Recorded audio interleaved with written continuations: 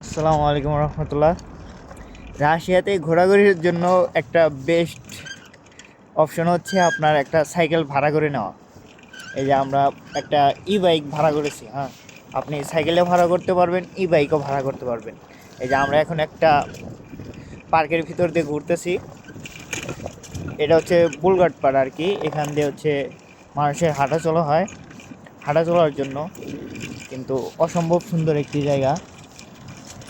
তো আমরা বাইক ভাড়া নিয়েছি। এটার ভাড়া খুবই স্বল্প মূল্যে পাওয়া যায় আর কি। বাংলাদেশি টাকায় 5,000 টাকার মতো। 5,000 টাকা হচ্ছে এক সপ্তাহ। তো আপনি যদি বাস ভাড়া দিয়ে ঘোরেন বা হেঁটে ঘোরেন, এভাবে মন মতো সব জায়গায় ঘুরতে পারবেন না। তো এই যে আমরা দুজন বের হয়েছি। এটা হচ্ছে রাশিয়ার রাজধানী শহর, মস্কোর সাথেই। দেখেন কি সুন্দর ভিউ। দেখা হচ্ছে পরবর্তী কোন ব্লগে।